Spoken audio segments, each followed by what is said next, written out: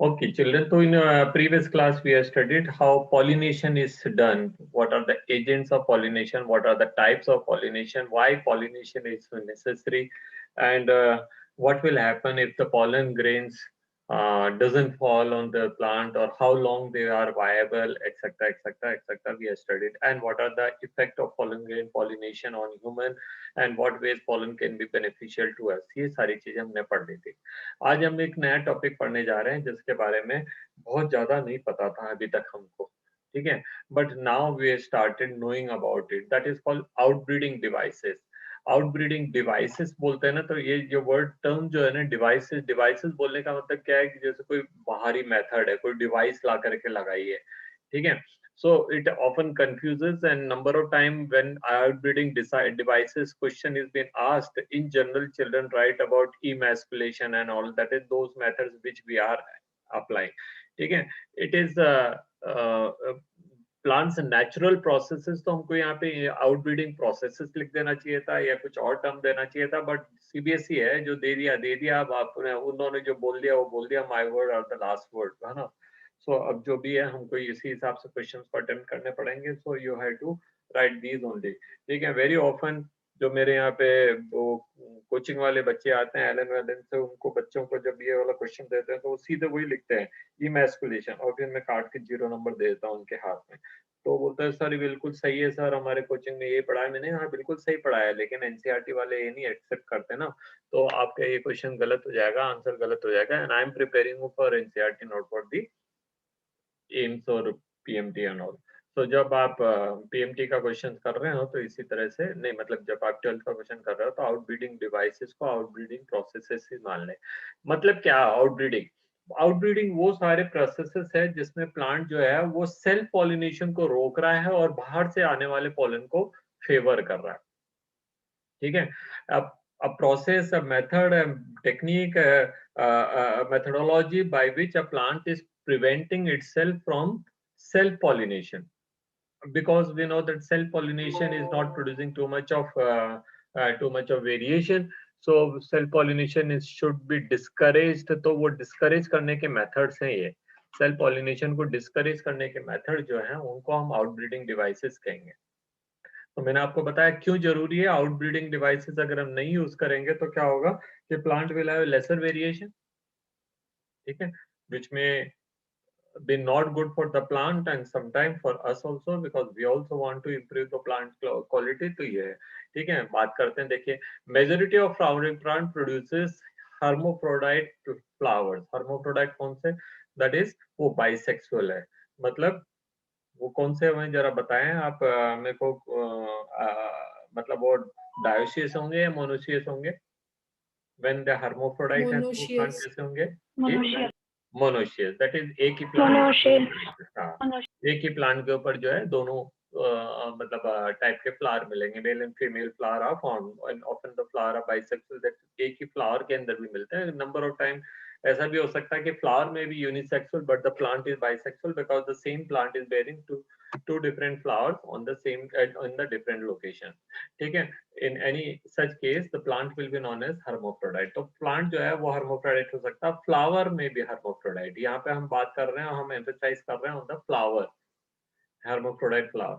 Now continuous self fertilization pollination result in the inbreeding depression। ये word आप याद रखिए, ये बात हम दोबारा से वहां पढ़ेंगे जब हम क्या कहते हैं प्लांट ब्रीडिंग के मेथड्स पढ़ेंगे या breeding improvement of the varieties की बात पढ़ेंगे। इनब्रीडिंग डिप्रेशन क्या होता है कि जब किसी प्लांट के अंदर या किसी भी सेक्सुअली रिप्रोड्यूसिंग ऑर्गन्स के अंदर विद इन द फैमिली और with in the same line of descend अगर हम रिप्रोडक्शन कराते चले जाएं तो जो करेक्टर उसके वीक है वो वीक वीक होते ही चले जाएंगे, और जो करेक्टर अच्छे हैं वो वैसे ही रहेंगे। But there is no chance of improvement of the character. कई सारी ऐसी क्या कहते हैं, कई सारे लोग जो है उनके पास प्रैक्टिस होती है जहाँ पे जैसे वो एक गाय और एक बैल लिया है, अब वो गाय और वो बैल के ही बच्चे वो पैदा कर रहे हैं, उनके बच्चों को भी आपस में ब्रीड करा रहे हैं, उनके बच्चों के पेरेंट्स से ब्रीड कराते हैं जो भी है। तो वहाँ क्या हो रहा है, सेम लाइन ऑफ डिसेंड है, अब वहाँ एक गाय और एक बैल और उनके बच्चों के अंदर आपस में ब्रीडिंग हो रही है। तो there is no chance of improvement, because altogether they are having the same genetic pool. वही जो पूल था, जो फादर का करेक्ट जीन्स है और जो मदर की जीन्स है, उनका एक पूल बना लिया अपन ने। तो कुल मिला के ये है कि ये वाला करेक्टर, ये वाला करेक्टर, बस वही चलते जा रहे हैं। ठीक है।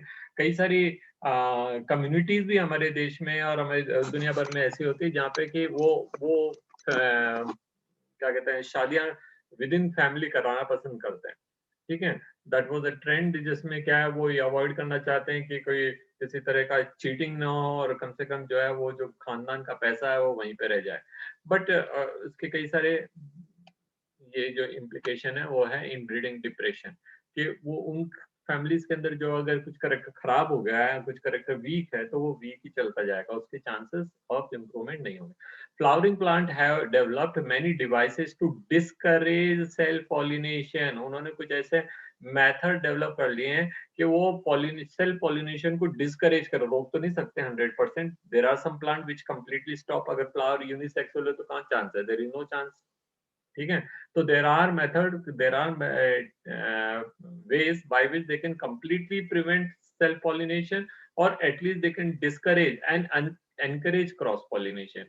तो ये याद रखिए आप, दैट इज जो सेल्फ मतलब आप इनब्रीडिंग डिवाइसेस की बात कर रहे हैं, वो डिवाइसेस क्या कर रही हैं, वो सेल्फ पॉलिनेशन को रोक रही हैं, डिस्करेज कर रही है। कंप्लीटली रोकना मुश्किल है, only in certain cases it can be completely stopped, but in most of the cases it can be discouraged। And वो सेल्फ पॉलिनेशन मतलब क्रॉस पॉलिनेशन को प्रेफर कराएंगे, एनकरेज कराएंगे। देखते हैं इन सम ऑफ द स्पीशीज क्या तरीके।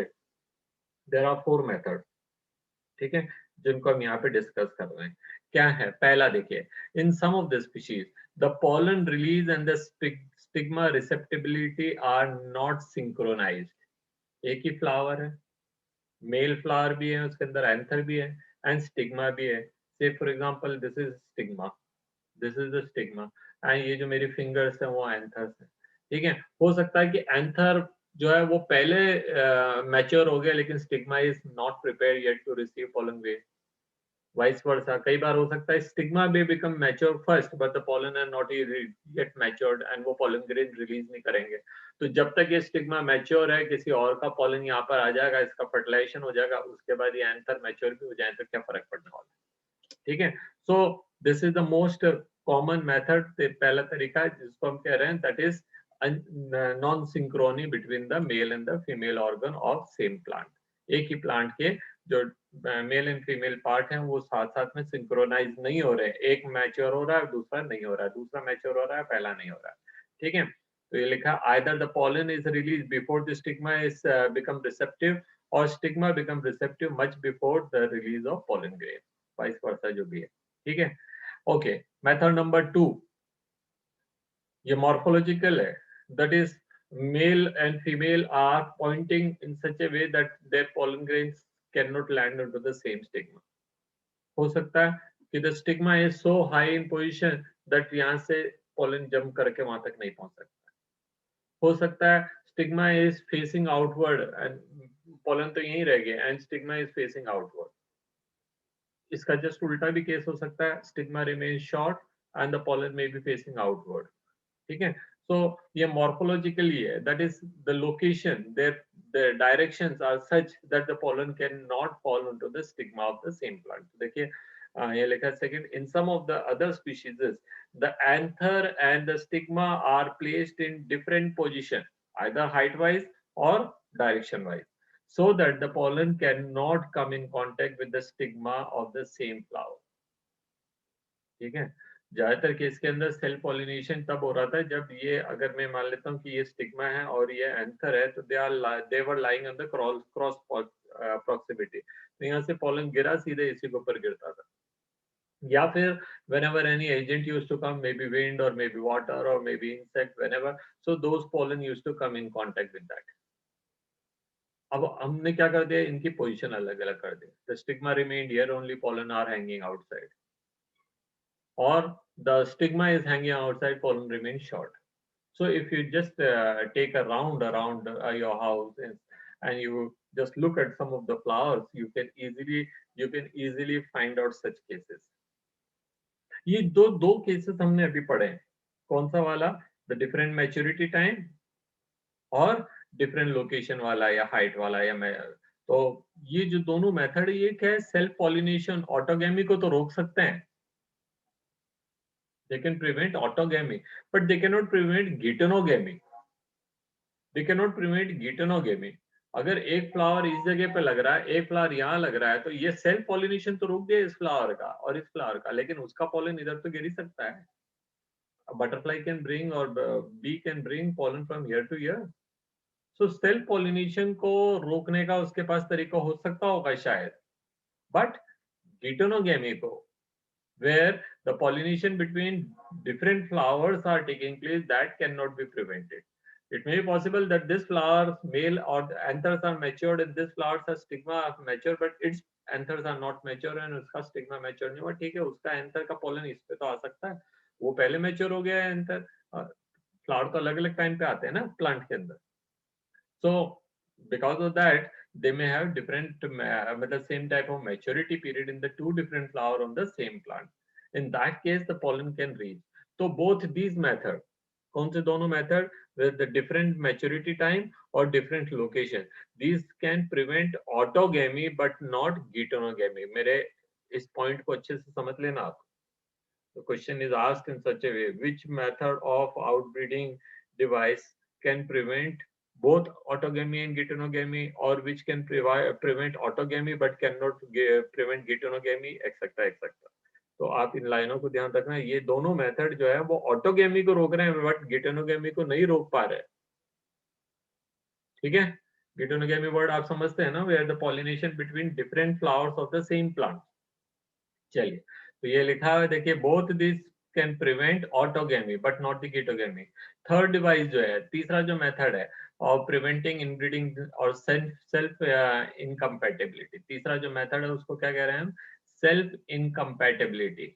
There are some genetic method in which the pollen of the same plant cannot germinate on the stigma of that plant. में कुछ ऐसा मेथड डेवलप हो गया है जेनेटिकली कि जब वही प्लांट का पॉलन वहां पे गिर रहा है तो उनके बीच में जो केमिकल्स हैं वो केमिकल्स उसको जर्मिनेट होने से रोक देंगे. बोले आप तो हमारे घर के हो, ठीक है. So such pollens will be discouraged from germination, और जब पॉलन का जर्मिनेशन ही नहीं होगा, pollen tube only will not form, how the male gamete will reach to the ovaries, and then how the fertilization will take place. So it is a genetic method. Third one is a genetic method. नाम याद रखिए, self incompatibility, मतलब वो अपने आप के लिए compatible नहीं है. कंपैटिबल मतलब जब कोई किसी चीज के लिए फिट होता है, जैसे ये ढक्कन जो है इस पेन के लिए कंपैटिबल है, आप इसके अंदर कोई दूसरा पेन घुसा दूंगा तो शायद वो नहीं घुस रहा होगा, ये जो ढीला डाला है गिर गया. ठीक है, तो कंपैटिबल क्या है, मतलब जो इसके लिए माफिक है, जो उसके लिए लायक है, उसको हम कहते हैं कंपैट. तो यहाँ सेल्फ इनकम्पैटिबिलिटी एक मेथड हो गया कि वो अपने आप के लिए लायक नहीं है, दूसरे पॉलन के लिए लायक है. दूसरा पॉलन आ जाएगा, जर्मिनेट हो जाएगा. दूसरा पॉलन मतलब सेम स्पीशीज का, not of different species. So in self incompatibility is a genetic method. So this is a genetic mechanism to prevent self pollination. ठीक है, but that is from the flower of the same pollen from the same flower or different flower of the same plant. तो ये दोनों को बचा रहा है, autogamy को एज वेल एज गीटोनोगेमी के. फर्स्ट टू मेथड में जो है ऑटोगेमी को रोक रहे थे but not the geitonogamy. They are even able to protect और प्रिवेंट गीटोनोगेमी. ठीक है, so this is a better method, this is a better method and this is found in most of the plants. कई सारे ज्यादातर plants के अंदर ये method मिलता है. चौथा मेथड जो है वो तो सबसे अनोखा मेथड है कि भैया सबसे बढ़िया फ्लावर को यूनिसेक्सुअल कर दो. In a plant either male flower will be there or a female flower will be there.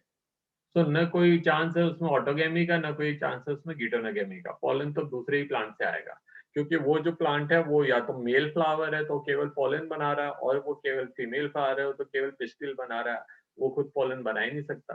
तो जब वो पॉलन बना ही नहीं पा रहा है तो how it will be carrying out fertilisation. तो ना तो उसमें ऑटोगेमी होगा, नहीं उसमें गीटोनोगेमी होगा. Very clear. तो ये सबसे चतुर मेथड है. ठीक है, unisexual flower. But unisexual flower के ड्रॉबैक्स क्या है? यूनिसेक्सुअल फ्लावर जो है you have to have two plants. ठीक है, अगर कोई आइलैंड पे कोई आदमी जो है एक कुकुम्बर खा करके उसके बीज गिरा देता है, विल इट प्रोड्यूस सपोज एक ही बीज गिराया है उसने, तो उसकी जनरेशन आगे चल जाएगी क्या? नहीं जाएगी। क्यों? क्योंकि वो फ्लावर या तो मेल होगा या वो उससे जो प्लांट बनेगा आइदर वो मेल होगा या फीमेल होगा, तो फिर वो फर्टिलाइजेशन कहाँ से करेगा?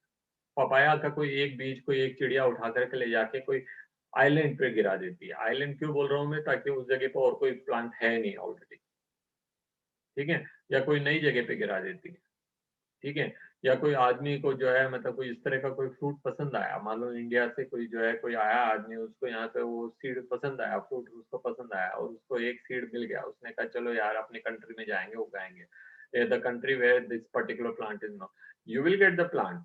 प्लांट उग गया, बड़ा हो गया, फ्लावर भी आ गए हैं, बहुत खुश है कि फ्लावर आ गए हैं, कल फ्रूट भी आएंगे। नहीं आए, फिर खूब खाद डाली, कोई फर्क नहीं पड़ा, है ना? Why? Because flower is unisexual. So unisexual need another partner and that also of opposite sex. ठीक है?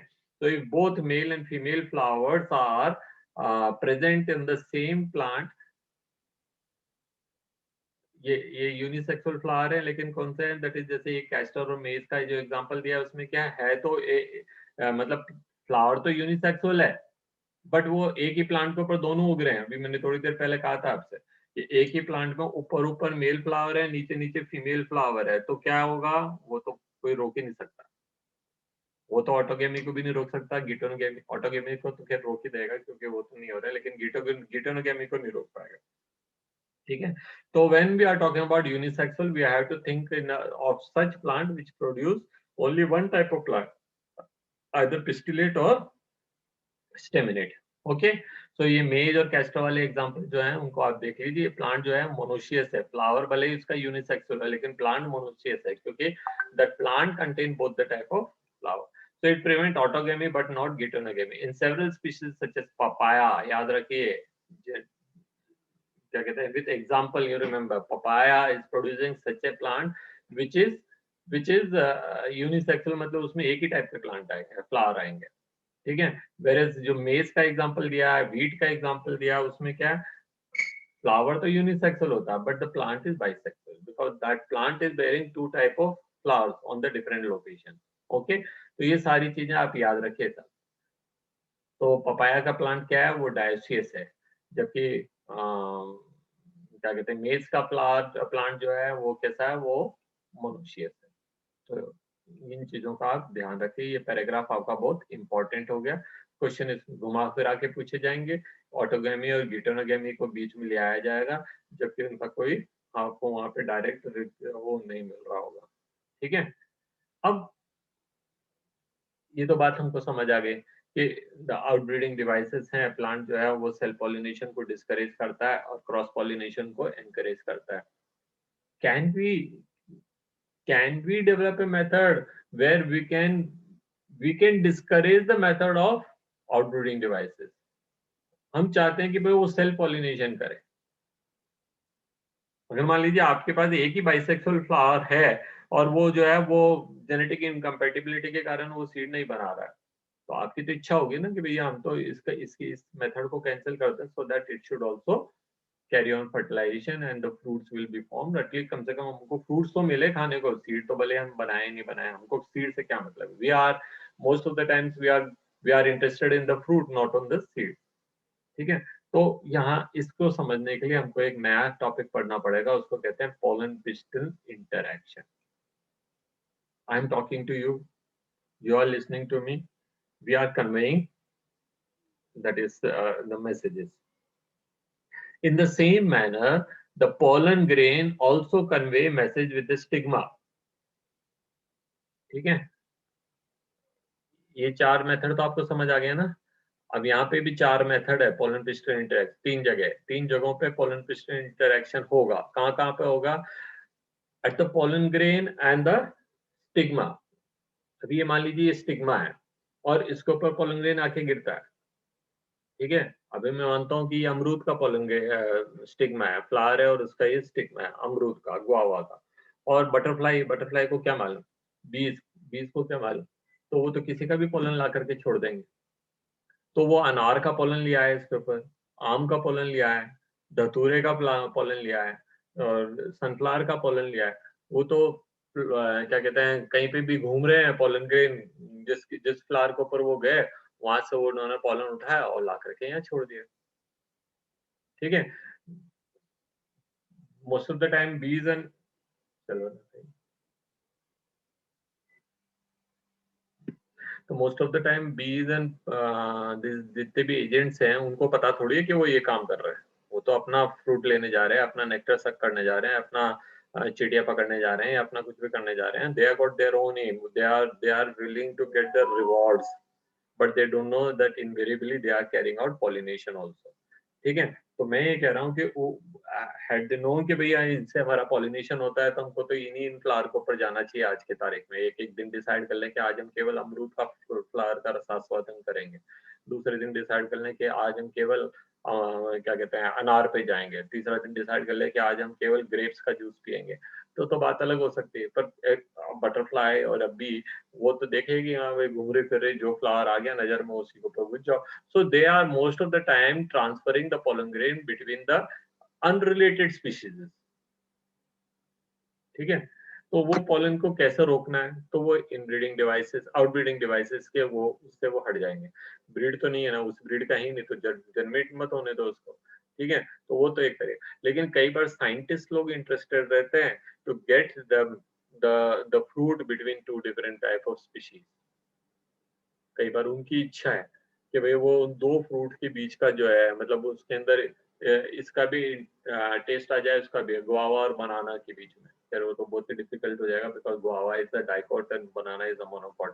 ठीक है, चलिए अब गुआवा और किसी और को ले लेते हैं, कीवी को ले लेते हैं।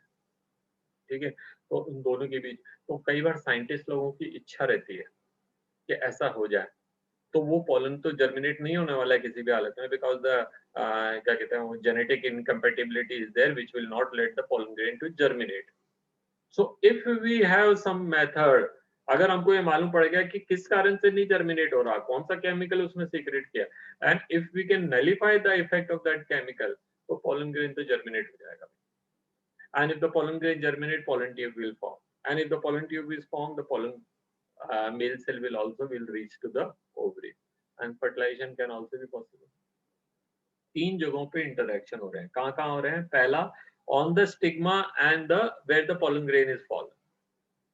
द स्टिग्मा, ये स्टिग्मा था, मैंने अभी आपको बता रहा था, मैं बताते हुए बीच में चला गया बाहर। ये है अमरूद का प्लांट, उसके ऊपर ये स्टिग्मा है और यहाँ से अनार का पॉलन जाके उस पर गिरा। तो अमरूद का स्टिग्मा जो है उसको जर्मिनेट नहीं होने देगा। बोला आप हमारे हैं कौन, ये जो आपका और हमारा जो केमिकल्स है वो मैच नहीं करता भैया, आप वहीं रहो। ठीक है, and it will not let it germinate. तो पहला तो ये हो गया pollen pistil interaction which is not letting the pollen grain to germinate.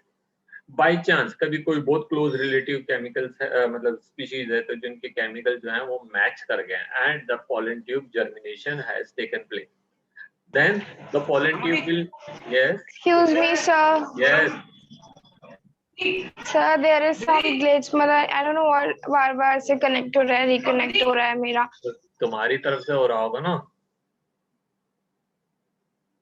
हाँ, सो आई वाज सेइंग दैट ये देखिए, ये pollen grain जो है वो ये स्टिग्मा के ऊपर पड़े हुए हैं। तो pollen grain जो है, जैसे ये वाला pollen grain जो है इस प्लांट का ही नहीं है तो वो जर्मिनेट ही नहीं हो रहा है।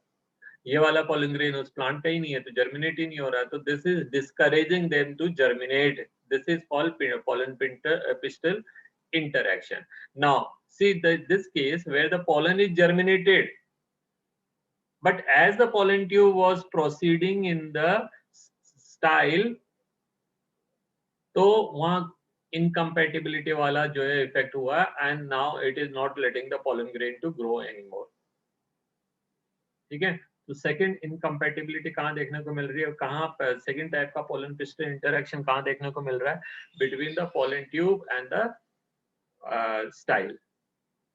चलिए वो यहाँ पे भी जर्मिनेट हो गई, pollen tube भी बन गई और pollen tube बनते बनते बनते बनते यहाँ तक पहुंच गई है through the micropyle. Then again there is a third agency which is working. कौन है वो? Synergids. सिनर्जिड्स का काम अभी हम पढ़ेंगे आगे। सिनर्जिड जो है वो रास्ता बनाती है, pave the way for the pollen tube to enter into the ovule and reach up to egg cell. तो वो उसको मना कर दे कि भैया आप तो हमारे हैं ही नहीं, you are not of our type. ठीक है, तो 3 places where pollen pistil interaction are seen. First, at the time of germination of the pollen on stigma. Second, at the time of pollen tube formation in the style. Third, at the time of entry of pollen tube into the synergids. 3 जगह है जहाँ पे उनका test होता है। जैसे हम कहीं पे जाते हैं ना, किसी कंट्री में जा रहे हो तो हमारा वीजा पासपोर्ट चेक होता है, भैया आप कौन कहाँ से आए, अच्छा दिखाओ, ये अच्छा परमिशन है आपके पास में, वीजा है, पासपोर्ट है, तो आपको अलाउ करेंगे। ये भी हमारा वीजा पासपोर्ट चेक कर रहे हैं। ठीक है, द पोलैंड का जो है वीजा पासपोर्ट चेक करेंगे कि भैया you are of same type, can you come in to our this thing style. फिर वो स्टाइल में आ जाएगा तो बोले कि अच्छा आप उसी टाइप के हैं, क्या आप हमारे ओव्यूल में घुस सकते हैं। ओव्यूल में घुस जाएंगे तो फिर बोलेंगे अच्छा आप उसी टाइप के हैं, क्या आप हमारे अंडे से फर्टिलाइजेशन कर सकते हैं, then only this will reach. तो ये एक तरीका हो गया प्लांट के अंदर जो जिसको हम कह रहे हैं pollen pistil interaction. It is a continuous dialogue ना। डायलॉग का हम जनरली मीनिंग निकालते हैं कि वो बातचीत, वार्तालाप एक दूसरे से। ना प्लांट कैसे वार्तालाप करता है, तो प्लांट का वार्तालाप यहाँ पे किसी केमिकल्स के फॉर्म में होगा। कि plants will secrete a certain type of chemicals and these chemicals can be received or these can be triggered by the some organs. ठीक है, so this is how they will come to know कि हाँ those chemicals are there, so we should do this or not do this, we should germinate or we should not germinate, we should continue the form of forming pollen tube or not forming, or let it enter into this into the micropyle or not। ठीक है, so ये interaction है, इसको हमने कहा है continuous dialogue, chemical dialogue। So let me read from here. Pollination does not guarantee the transfer of right type of pollen। Right type कौन से है, रॉन्ग कौन से है। राइट टाइप तो हम जान जाएंगे, चलिए रॉन्ग कौन से है। रॉन्ग दो तरीके से, या तो वो किसी और स्पीशीज का पॉलन है तब भी रॉन्ग है, या फिर वो सिर्फ उसी प्लांट का पॉलन है तब भी रॉन्ग है, ऑटोगेमी और गिटोनोगेमी वाला। ठीक है, तो उसको भी रॉन्ग कहेंगे। तो compatible pollen of the same species as the stigma. ठीक है, तो उसी को हम राइट टाइप कहेंगे। कंपैटिबल कौन से हैं, compatible that is from some other plant but of the same species. Often pollen of wrong type either from the other species or from the same plant। Same plant वाला incompatible है, either different species वाला भी incompatible है। तो आप compatible और incompatible में अच्छे से डिफरेंस समझ लीजिए। यहाँ से कंपैटिबल कौन से हैं, कंपैटिबल कौन से हैं जो उसी स्पीशीज के हैं बट किसी दूसरे प्लांट से आ रहे हैं, और इनकम्पैटिबल कौन से हैं जो किसी और स्पीशीज के हैं या फिर सेम प्लांट के हैं। ठीक है, तो इनको कंपैटिबल और इनकम्पैटिबल से कहा। ठीक है, also land on the stigma, sorry stigma, yeah। The pistil has an ability to recognize the pollen। pistil has an ability, चौकीदारी करता है वो बोले भाई साहब आप कौन, आप तो हमारे ही टाइप के निकले है ना, आपका और हमारा जेनेटिक मेकअप सेम है, तो आपको तो नहीं उगने दिया जा सकता यहाँ पे। I will not let you germinate here. और they may be entirely of some other species, different species, तो भी उसको जर्मिनेट नहीं कर दें। Whether it is of right type और कंपैटिबल, और wrong that is incompatible. If it is of right type the pistil accept the pollen and promote the post pollination event. अगर वो बिल्कुल सही टाइप का, सही टाइप कौन सा है, मतलब उस स्पीशीज का तो है लेकिन किसी दूसरे प्लांट से। रॉन्ग कौन सा होता है कि उस स्पीशीज का है लेकिन उसी प्लांट का है, या फिर दूसरी स्पीशीज का है, तो वो रॉन्ग टाइप है। तो रॉन्ग टाइप को तो जर्मिनेट होने ही नहीं देना है, और राइट टाइप का है तो जर्मिनेट होने दो। तो जर्मिनेट होने के लिए क्या है, सर्टेन टाइप के केमिकल बूस्टर्स चाहिए, सर्टेन टाइप के केमिकल्स चाहिए। ठीक है, तो ये सारा खेल केमिकल्स का ही है, दैट इज किसको अलाउ करना और किसको अलाउ नहीं करना जर्मिनेशन का। Okay, so once the pollen tube will be germinated, मतलब pollen will be germinated, a pollen tube will form and the nucleus will, that is the 3 nuclei जो थे ना, 3 nuclei और other 2 nuclei जैसे भी आप देख रहे हैं, that is एक वेजिटेटिव और एक जनरेटिव, या एक वेजिटेटिव एंड 2 मेल गैमेट। ठीक है, वो उस ट्यूब के अंदर आ जाएंगे एंड वो आगे बढ़ने लगेंगे। ठीक है, तो ये हो गया। The pistil accept the pollen and promote the post pollination event, that is क्या है, that lead to the fertilization। If the pollen is of wrong type, the pistil reject pollen by preventing pollen germination. क्या करेगा वो? उसको उठा के नहीं फेंक देगा, उठा के नहीं फेंकेगा, नहीं उसको मारेगा, ये नहीं कर सकते, पर क्या करेंगे? प्रिवेंट इट्स जर्मिनेशन, जर्मिनेशन ही नहीं होने देगा ऑन द स्टिग्मा। चलो बाई चांस वो जर्मिनेट हो गया तो फिर क्या करेगा? द स्टिग्मा और the pollen tube growth in style. दूसरा क्या करेगा कि pollen tube of growth on the in style उसको रोक देगा। पोलन ट्यूब बंद करके जब स्टाइल में अंदर जा रही है तो वो उसको रोक लेगा। The ability of the pistil to recognize pollen followed by its acceptance or rejection is a result of continuous dialogue between the pollen grain and the pistil। ठीक है, तो ये जो अपन पढ़ रहे हैं ना इतनी देर से पोलन पिस्टल इंटरैक्शन, उसकी सही डेफिनेशन यहाँ पर है ना? the ability of pistil to recognize the pollen followed by its acceptance or rejection is a result of continuous dialogue between pollen grain and pistil। Dialogue कैसे होंगे कि भैया वो उसके पास उसका कुछ केमिकल होगा, हमारे पास हमारा कुछ केमिकल होगा। एक प्रश्न पूछता हूँ, how do our cell come to know कि जब कोई पैथोजन घुस जाता है? अभी मुझे एक मच्छर ने काटा है इधर, ठीक है, और मुझे काफी देर से खुजली हो रही है। जब भी हमको मच्छर काटता है तो क्या होती है? वी स्टार्ट रबिंग इट, ठीक है। तो जो मस्कीटो है वो हमारी बॉडी के अंदर कुछ केमिकल छोड़ रहे हैं और उस केमिकल के साथ में उनके मलेरिया के प्लाज्मोडियम भी हो सकते हैं, ठीक है। तो वो मलेरिया के प्लाज्मोडियम को हमारा बॉडी पहचानता है। वो केमिकल जो उसने बाहर से डाला है हमारी बॉडी के अंदर, हमारी बॉडी पहचानती है, बोली this is not the chemical of our body और these are not the microbes of our body, cells of our body. So हमारा बॉडी क्या करता है? इमीडिएटली उसके टाइम में वहां पे कुछ मास्ट सेल को रप्चर करेगा and it will create some sort of inflammation and which will calling all the antibodies के वो जाकर के उसको अटैक करें। नाउ द क्वेश्चन इज, वो जो WBCs हैं, वो जो एंटीबॉडीज है, उनके पास आंखें तो ही, तो how they come to know? How they come to know? School में तो हमने क्या कर रखे हैं? बच्चों को यूनिफॉर्म दे रखी है, फिर हमने क्या कर रखे हैं? बच्चों को आई कार्ड दे रखा होता है, आई कार्ड लगा के आ जाते हैं। उनको डायरी दे रखी होती है खास, जिसमें सारी चीजों की एंट्री रहती है, ठीक है। And we can even ask if a child comes out of uniform और किसी टीचर को डाउट हो जाए किसी भी बच्चे के उससे, बोले अरे इधर आओ, इधर इधर इधर, हु आर यू? तो सर मैं 8th क्लास में पढ़ता हूँ। 8th क्लास में? मैंने तो कभी देखा नहीं तुमने, कब आया? सर मैं नया एडमिशन। अच्छा अच्छा, बताओ 8th क्लास के क्लास टीचर का नाम क्या है?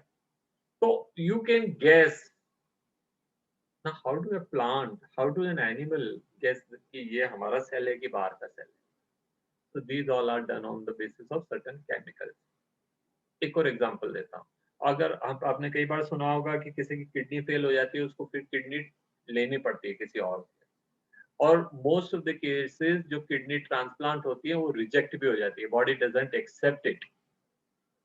Now what is meant by this rejection?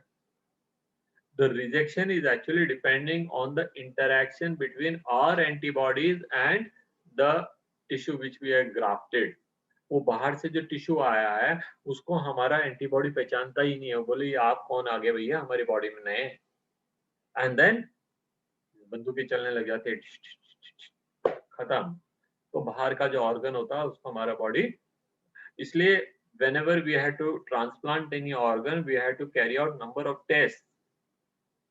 Even certain organs जो हमारी बॉडी, हम जो है मतलब बॉडी के अंदर किसी सिंथेटिक सब्सटेंस का बना के लगाते हैं, तो सिंथेटिक सब्सटेंस काफी सालों से रिसर्च किए होते हैं, और वो जैसे टंगस्टन ऑक्साइड का बनाया है या कोई खास टाइप का स्टील का बनाया है या किसी खास टाइप के प्लास्टिक का बनाया है जिसको हमारा बॉडी जो है रिकॉग्नाइज ही नहीं करता है, तो उनके लिए है कि हाँ कुछ है ही नहीं वहाँ पे, ठीक है। अदरवाइज हमारा बॉडी क्या है, वहाँ इन्फ्लेमेशन कॉज करेगा, इरिटेशन कॉज करेगा, वहाँ पस इकट्ठा हो जाएगा, वहाँ कुछ टाइप की जलन होती रहेगी, खुजली होती रहेगी, कुछ टाइप का कंफर्टेबल सिम्टम्स सबको देखने को मिलेंगे। तो all these things are interaction in the form of chemicals, ठीक है। तो plant also shows the interaction between the two organ, that is the pollen and the stigma, or the pollen and the style, or the pollen tube and the synergids। तीन जगहों पे है, दो तो हमने पढ़ लिए, तीसरा हम पढ़ेंगे। आपको 5 मिनट का ब्रेक दे रहा हूँ because this meeting will stop।